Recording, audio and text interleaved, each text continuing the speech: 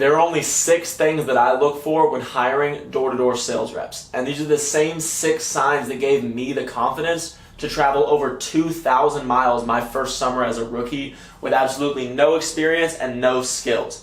Don't underestimate the power of number 6. But let's start off with number 1. Winners win. Y'all have probably heard me say this hundreds of times right now. Winners will win.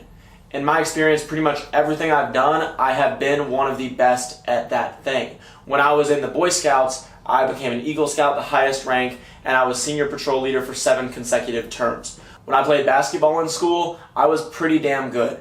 Anything I put my mind to, I was able to succeed. And that's not because basketball was magic. It's not because of one specific industry or one specific thing or attribute. It's purely because I worked harder than anybody else. When I played in the orchestra, I was always first chair. And it's not due to anything else outside of winners win. I wanted it more, I worked harder, and I made sure I was never going to be second place. It didn't matter what I was doing, I was going to be the fucking best.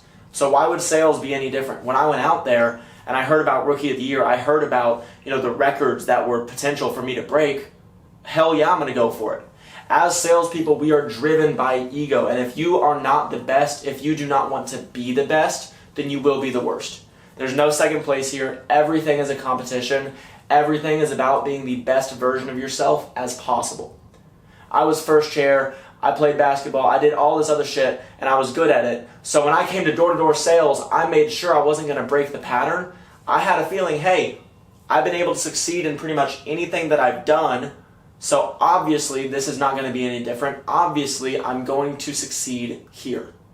You look at the correlation on why a lot of the Instagram entrepreneurs are always so associated with the gym. Like, why is every guru just jacked as hell for absolutely no reason? And I think it genuinely just comes down to it's the exact same skill set of winners win. Sales, entrepreneurship, these are things that take discipline. It takes a long time to build the skills. You're growing, you're learning, and then when it clicks, it goes. But it needs consistency.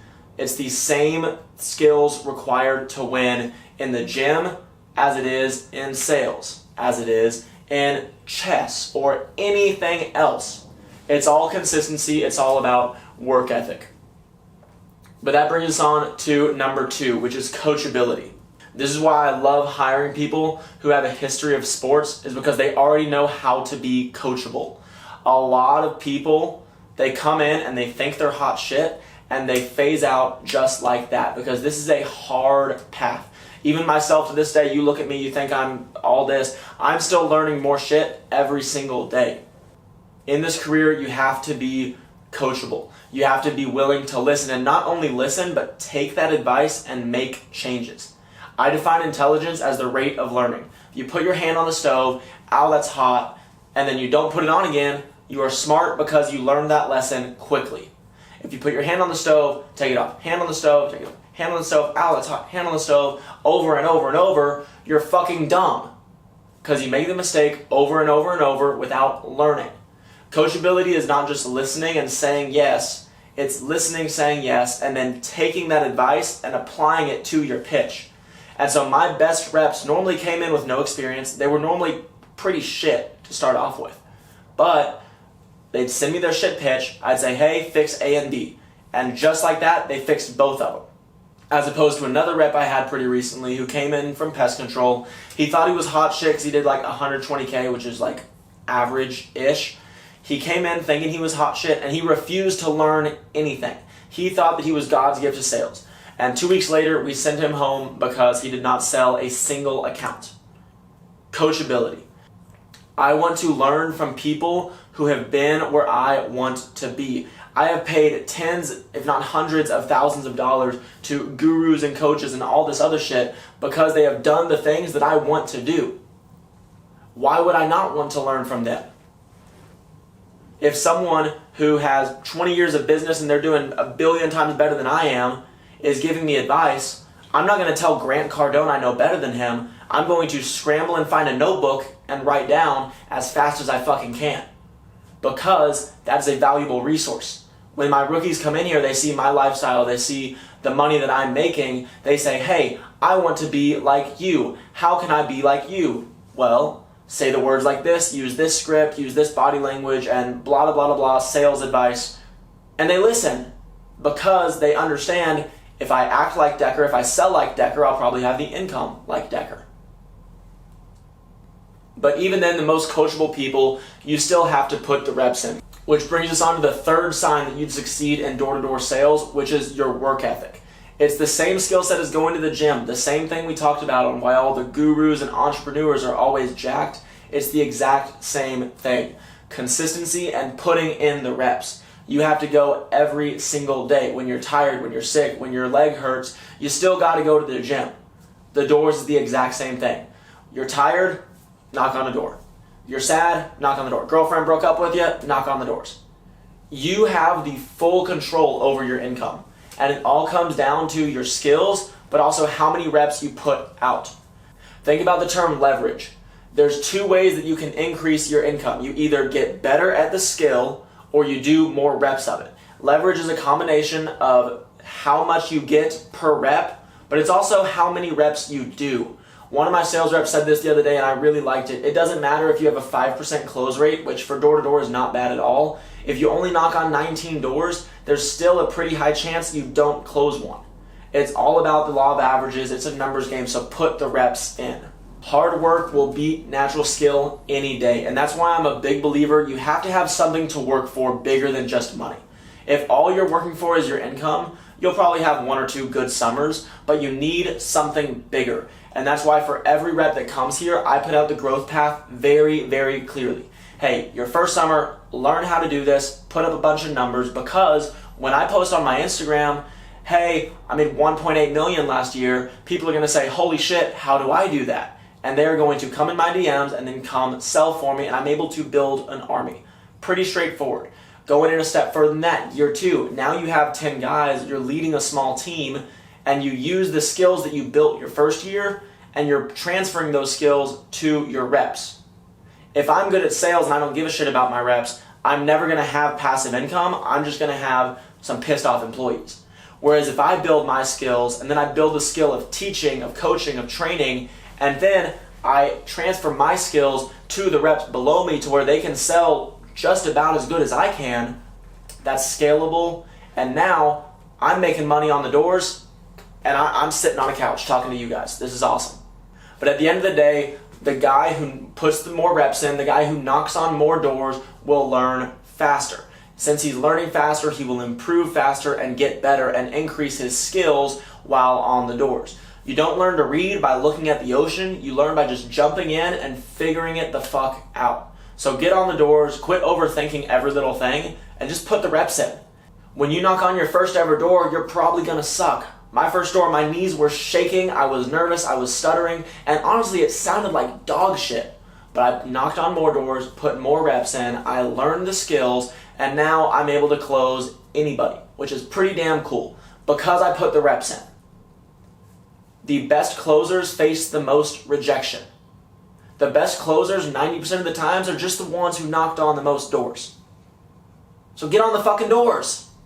The fourth sign of success in door-to-door sales, and this is something that I've seen derail multiple people's careers, is their support system.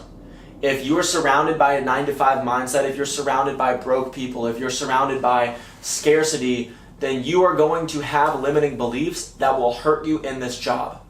I had 2 reps come in on a blitz pretty recently. One of them, his dad made his career in sales. He saw the process, he understood the potential, and his dad actually got him the job. His dad reached out to me, and he ended up doing pretty damn well. Whereas the other guy, he came from the 9-to-5, the side hustle background, the flipping shoes and working at Dollar Tree and whatever it is, just trying to make a quick buck here and there. Which one do you think worked out better?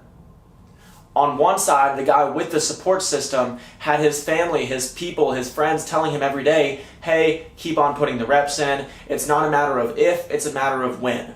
Whereas the other rep, when he struggles for a couple weeks, his family's not saying, keep trying. They're saying, oh, this is a scam, this is a pyramid scheme, and all the other bullshit limiting beliefs that people say solely because they don't know what it is.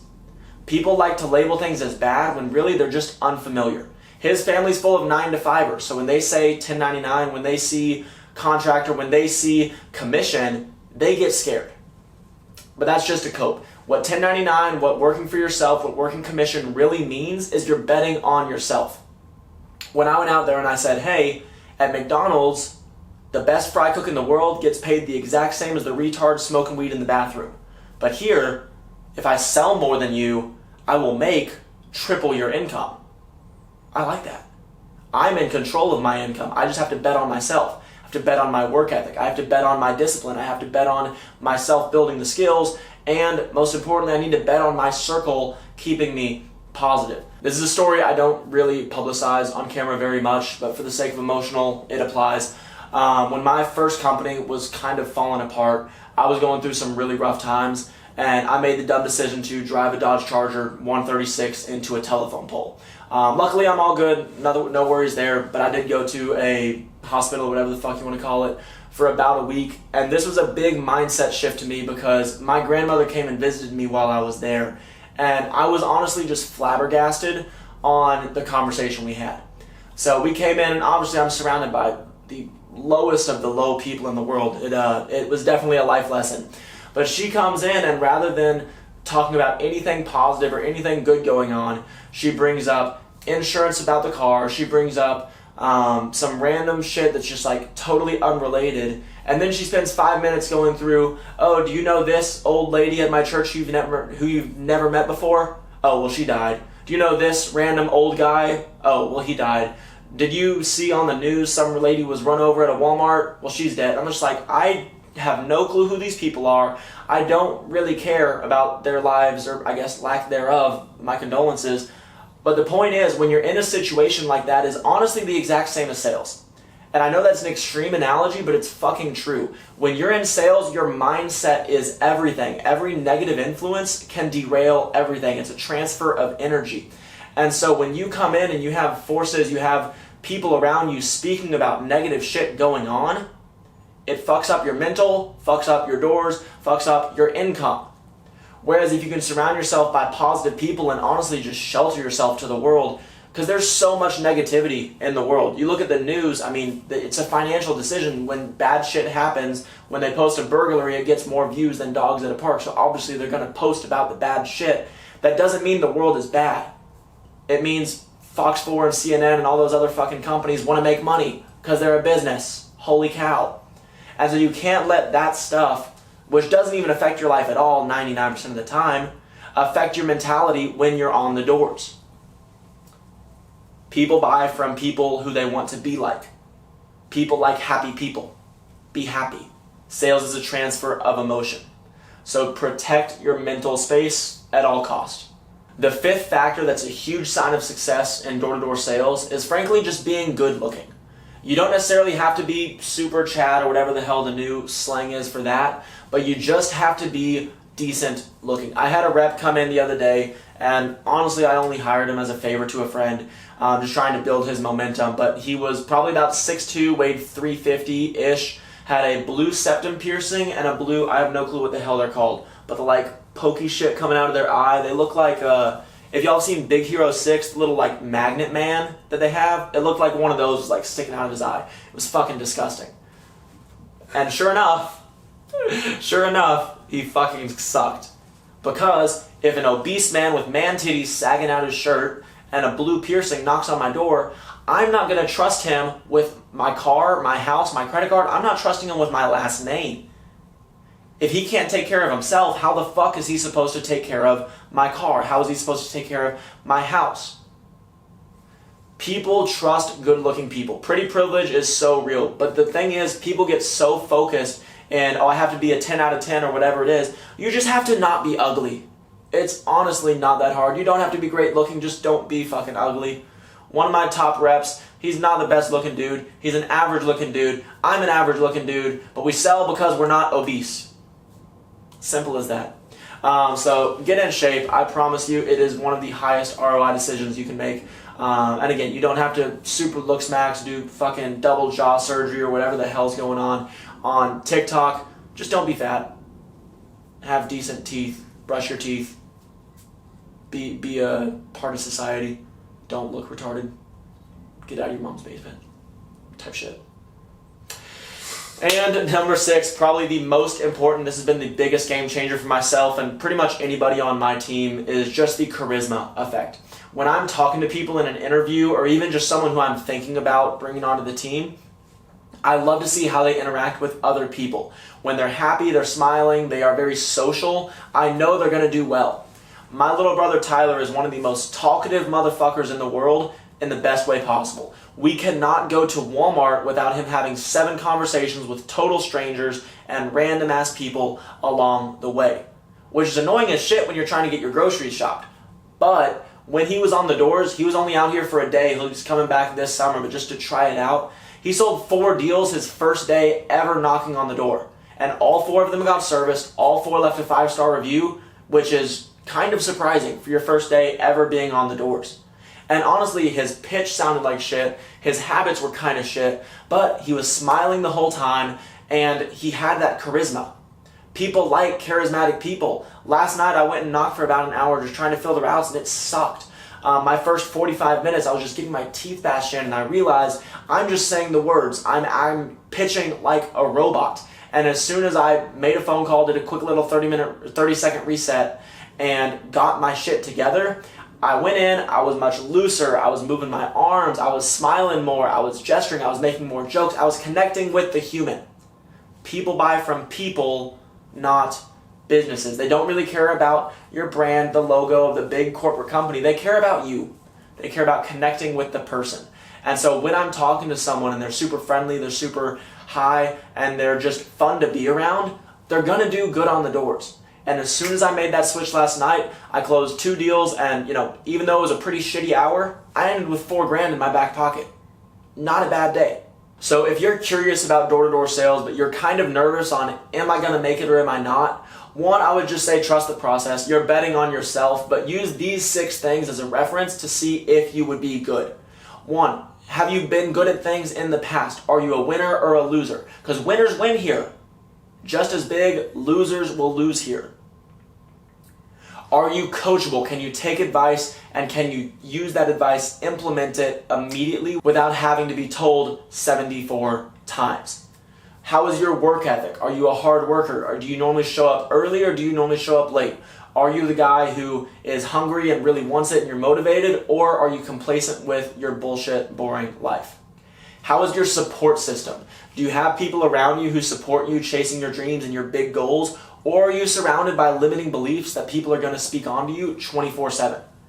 Are you in decent shape? Are you obese? Are you in the gym? Are your habits? How is your diet? Little stuff like that plays a long role. And finally, are you a charismatic person? Are you an extrovert? Do you enjoy talking to people? And even if you don't enjoy it, when you're talking to people, can you do it with a smile on your face and make people like you? That's all sales is. So if you have one of those 6, or ideally 6 of those 6 things, you'll probably do pretty damn well on the doors. And if you want to learn how to build those skills on the doors, go hit that subscribe button. We're posting content multiple times a week, so go check it out. Peace.